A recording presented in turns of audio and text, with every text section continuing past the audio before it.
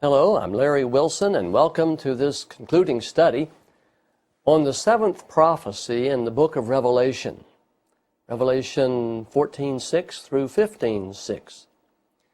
It's a profound prophecy when put in its right context within the whole story that is described in the book of Revelation. Well, we've covered all of the essential points, and I hope that you will go back and review all three video seminars on this from time to time so that you keep it fresh in your mind. Now I'm going to do a quick review and add a few things that I hope you will find helpful as you think about and mull over the three angels' messages. So let's go to the computer screen and let's begin with the review.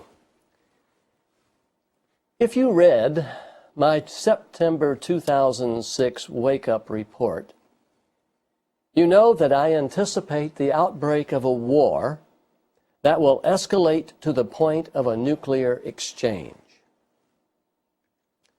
I cannot say with certainty, but this war could begin in the Middle East, and it could easily involve Israel because hatred in the Middle East is about as strong as it can possibly be. I realize there's a lot of hatred in other parts of the world, and there are many wars going on even as we speak. But I'm talking about a hatred that is centuries old. In fact, millennia. It's been around for millennia. Because much of the world's oil comes from the Middle East, such a war could drastically affect many nations. And here's the problem. Many of the larger nations on earth have strategic alliances with the smaller nations in the Middle East. Therefore, a nuclear exchange involving Israel could pull the world into a World War III vortex within a matter of hours. You know, Israel has more nuclear bombs than any other nation in the Middle East, so it would be only a matter of hours until big nations of the world are involved with the little nations of the world in a World War III vortex that is spiraling out of control. If this scenario happened, World War III could only be stopped by divine intervention or the annihilation of millions and millions and hundreds of millions of people. At this very hour, hatred and tensions are building in the Middle East, and preparations for nuclear war are being made. Will Israel attack Iran? Will Iran attack Israel? I don't think it's a matter of if. I think it's a matter of when. But wait, there's more to this than man killing man. While nations on earth are preparing for atomic war, the Bible declares the devil is preparing to make war on the remnant, Revelation 12:17. And while the devil is preparing to make war on the remnant, Jesus is about to release the wrath of God and destroy 25% of humanity. Whoa! This planet is destined in the imminent future for a great deal of destruction, and all of the ingredients necessary for a perfect storm are now present. For those of you who aren't acquainted with the term, a perfect storm occurs in a meteorological sense when several elements in nature come together to produce a storm having the greatest destructive force possible. It's perfect disaster, if you will, I think would be another way to describe it. This planet is destined for a great deal of destruction. All of the ingredients necessary for a perfect storm are now present. Whether or not nuclear exchange will occur remains to be seen. However, the Bible clearly indicates the selection, the sealing, and the empowerment of the 144,000 will occur shortly before the Great Tribulation begins.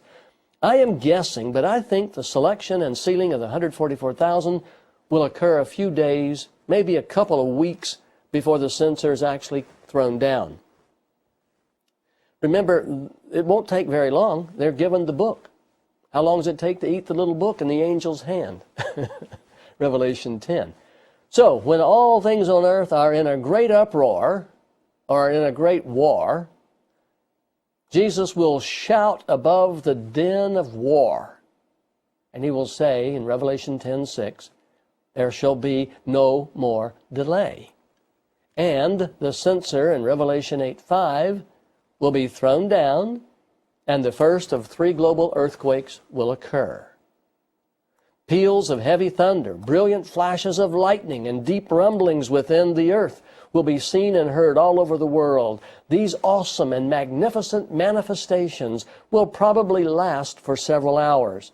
Then, as they cease, the whole world will begin to shake, and this earthquake will be so powerful that it will literally stop the world in its tracks. This earthquake will break up the world into 144,000 cells by collapsing bridges and overpasses, by cracking dams and pulling voltage lines apart, by felling tall buildings and buckling highways and runways. The first global earthquake will effectively put the whole world in a position of lockdown. And one prophet, that is one of the 144,000, will be located in each cell. This prophet will be empowered by the Holy Spirit to speak the words that Jesus will put in his or her mouth. The testimony of Jesus will be clearly heard.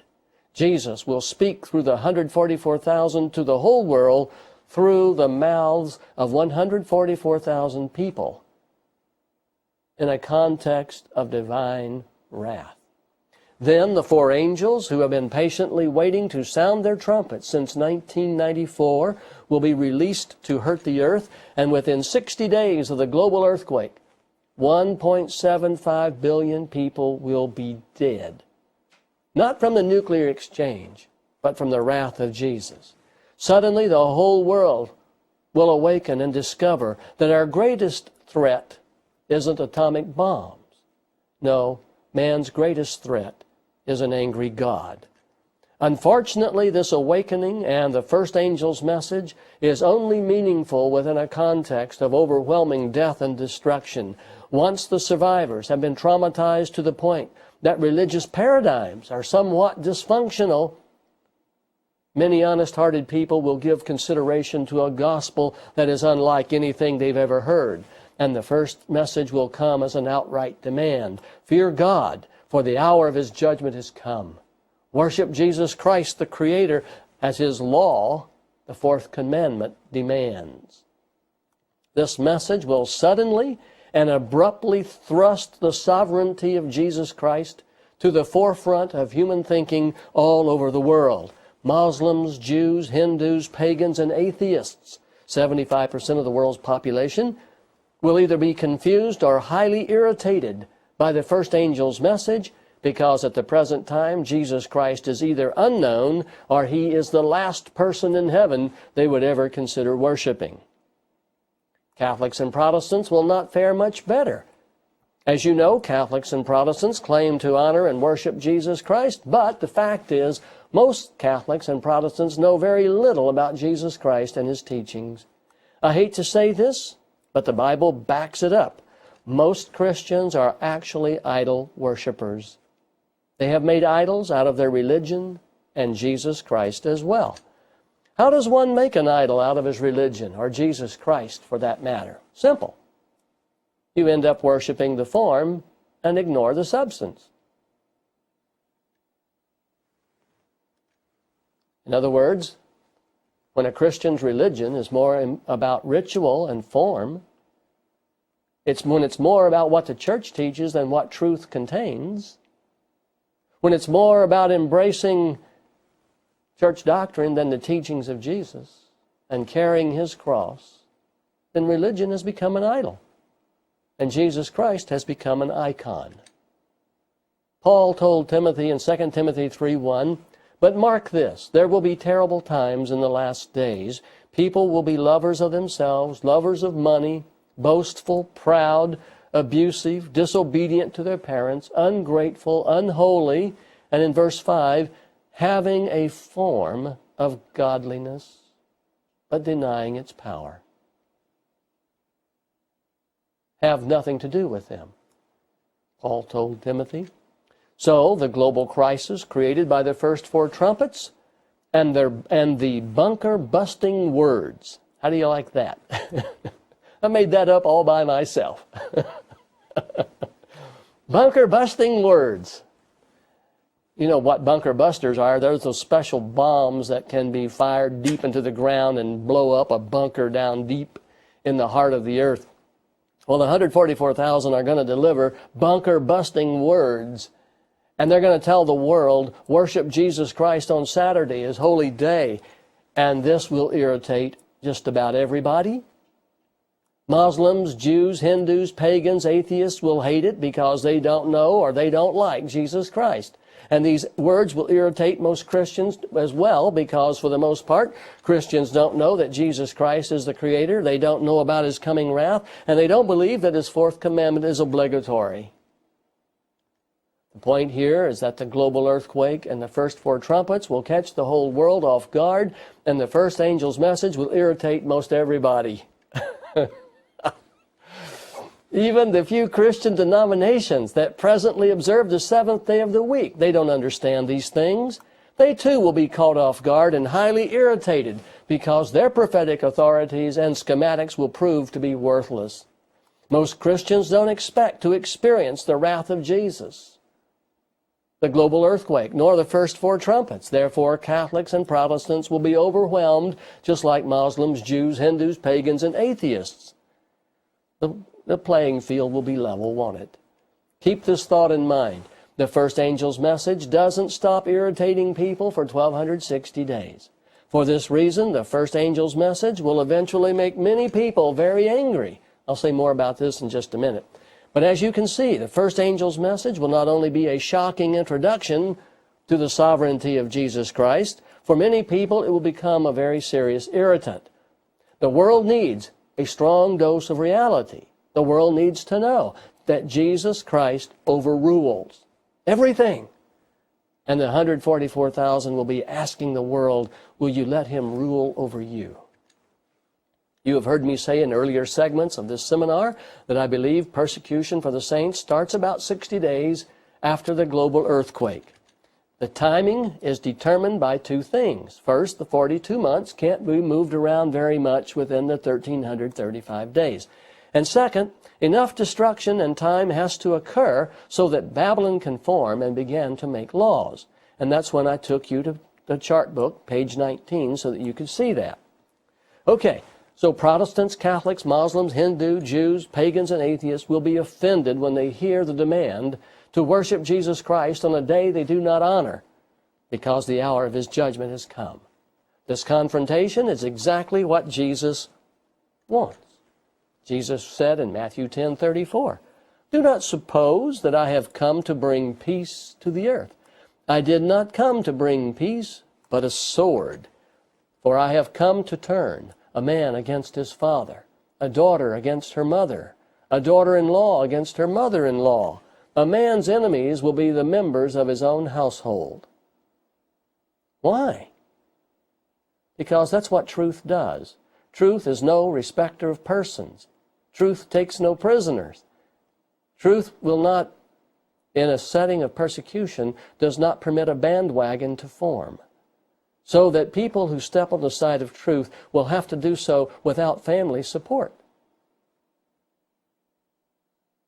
Jesus said in verse 37, 10:37, "Anyone who loves his mother or father more than me is not worthy of me. And anyone who loves his son or daughter more than me is not worthy of me. And anyone who does not take his cross and follow me is not worthy of me." It's either Jesus only and His cross, or you're not worthy of His salvation. John 8:31, to the Jews who had believed in Him, Jesus said, "If you hold to my teaching, you are really my disciples." Then, verse 32, you will know the truth, and the truth will set you free. That's right. The truth will set you free of your friends, your family, your job, and your church. Billions of people will say to the 144,000 prophets, "But this isn't what my church teaches." The 144,000 will reply, "Is that your final answer?" I borrowed that from a television show, so I hope you understand. A host of sinless laws will be implemented and enforced by Babylon, and everyone who violates these laws will be punished. Respect for God and His will be a punishable offense, because the leaders of Babylon will fear that God's wrath will break out once again, and more people will die if sinful behavior continues. So as Babylon exerts its mandate to appease God, a second message from Jesus will be heard around the world. The second message will be very simple. The 144,000 will utter three provocative, irritating words. Babylon is fallen. Babylon is false. Babylon is blasphemous. Babylon is arrogant and in opposition to the will of God. Once you understand the context of the second message and the test of faith that it represents, you can see that it will take a lot of courage and faith to receive the first two angels' messages and act on them accordingly. Everyone who accepts the second angel's message will find himself in a difficult situation, and this is called persecution. Rebellion against the laws of Babylon will produce punishment. Listen carefully. Here's something I want you to carefully consider. At first, the laws mandated by Babylon will have moral objectives that conservative people in all religions can accept. For example, homosexuality will be soundly condemned, and those participating in homosexual behaviors will be harshly punished. Sexual promiscuity, prostitution, and the use and production of pornography will be condemned, and those participating in sexual immorality will be harshly punished. Gambling, stealing, dishonesty, the use of illegal drugs, and violent behavior will be harshly punished. All of this is to ensure that God's wrath is appeased. So the religious leaders of all nations will require their respective legislators to set aside a day of rest each week for the worship of God. Businesses will be closed on a day set aside for God. Sporting events will be canceled. Cathedrals, churches, mosques, temples, synagogues, and kingdom halls will be filled with worshipers. As you can see, the laws of Babylon will not dramatically impact people already living godly lives at first. However, there will be a fly in the ointment, an irritant that won't go away. The 144,000 will be proclaiming the first angel's message with great power and authority, and their presence and sharp condemnation of Babylon will create an enormous problem for them and everyone who joins with them. The 144,000 will be nagging, irritating everyone to receive the gospel of Jesus Christ and worship our Creator on His holy day, Saturday, the seventh day of the week. Were it not for 144,000 pests, the issue of worship would not become so controverted during the Great Tribulation. But the constant preaching, the constant nagging of the 144,000 will rise to the attention of Babylon's leaders, and this will arouse their wrath. As the number of people resting on God's seventh-day Sabbath begins to grow, a controversy over God's day of worship will erupt. This controversy will grow in intensity and animosity because the testimony of the 144,000 will undermine Babylon's authority and its blasphemous claims. Eventually, the 144,000 will be targets marked for death. And you remember the words of Caiaphas concerning Jesus when he had resurrected Lazarus from the dead. Caiaphas said to the Sanhedrin, You do not realize that it is better for you that one man die for the people than that the whole nation perish. So after a year or so, laws will be made mandating that all other days of the week will be designated as work days. Ironically, support for this law is found in the fourth commandment, Exodus 20, verse 9. 6 days you shall labor and do all your work. So in Muslim countries, Friday will be the holy day. All other days will be designated as work days. In Catholic and Protestant countries, Sunday will be designated as as the day for worship, and all other days will be designated as work days. In Israel, if there is an Israel after the nuclear exchange, Saturday will be designated as the day for worship, and all other days will be designated as work days. Why is it important that 6 days be declared work days? The devil will work through religious leaders to eliminate as much religious diversity as possible. This move will bring much confusion. People will ask, how can one angry God, whoever he is, have 3 different days for worship and 6 different days for work? Well, when the 5th trumpet sounds, we know the devil himself will appear, and he will do 4 things. 1, he will torment the non-religious wicked for 5 months. Number 2, he will travel the world with a razzle-dazzle show of miracle-working power, even calling fire to come down from heaven to convince the world that he's Almighty God. And then 3, he will order the leaders of Babylon to dissolve all religions and set up a one-world church state. Then he will kill 1/3 of mankind and impose his mark on the remaining 2/3. That's why the number 666 will be worn on the right hand. Revelation 13:2 says, the dragon gave the composite beast his power, his throne, and great authority.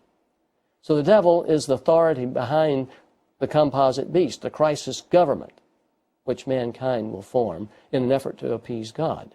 The composite beast was given a mouth to utter proud words and blasphemies. During the Great Tribulation, Babylon will respond to the 3 angels' messages with boasting and lies. Babylon will declare the 3 angels' messages to be heresy.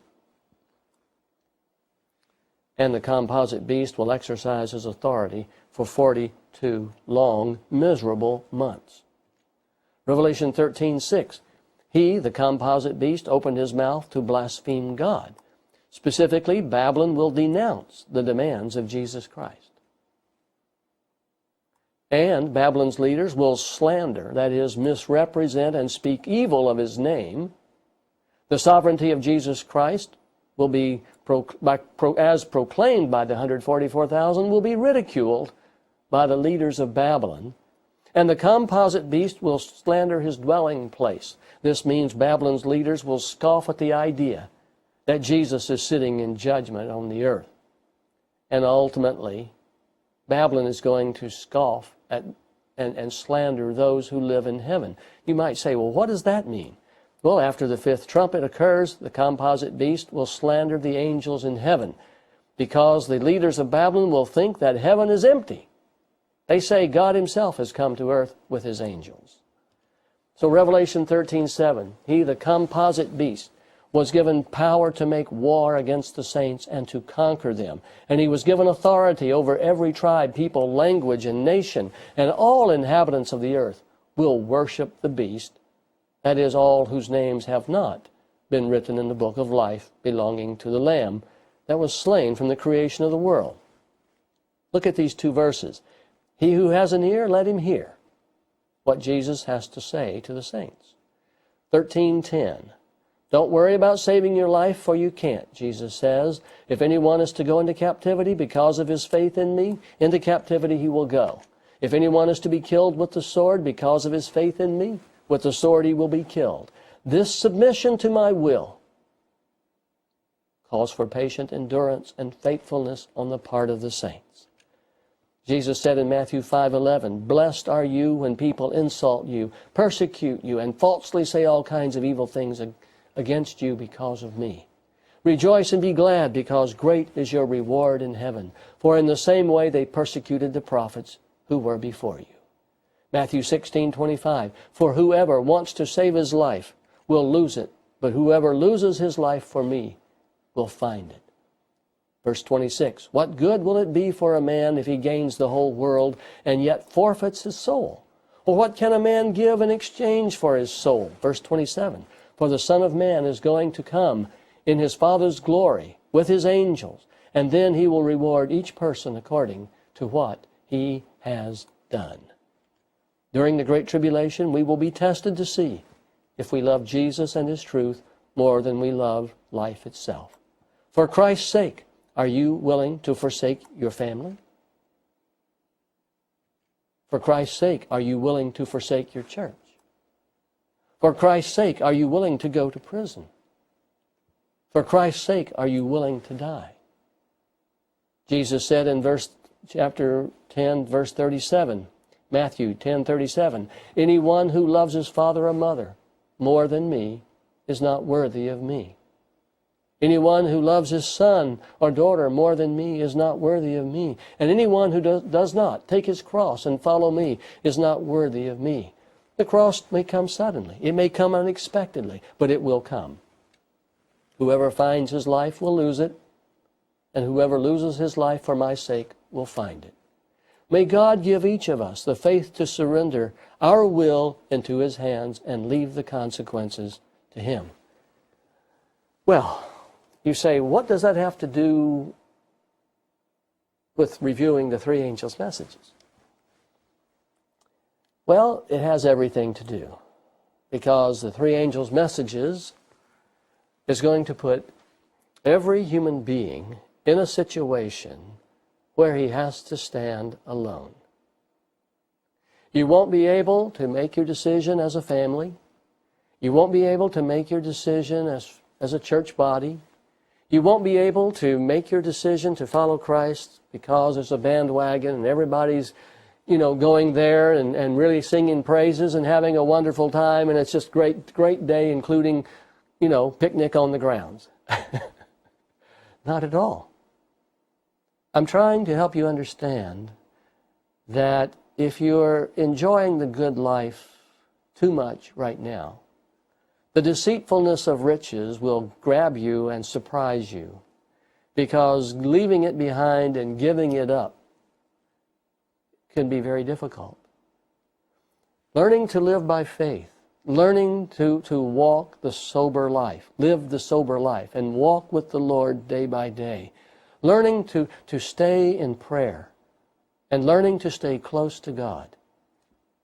That's where we will find the strength. John the Baptist could stand tall before Herod and condemn that king for committing adultery, for taking the wife of his brother. But John the Baptist had the strength and the fortitude and the wherewithal to stand before Herod because he had knelt before the King of Kings. He had received strength to do that from the King of Kings. May God help us in these final closing days of Earth's history to grow in strength, to grow in faith, to grow so that we can be prepared for the hour that is about to take place. May God bless you, is my prayer.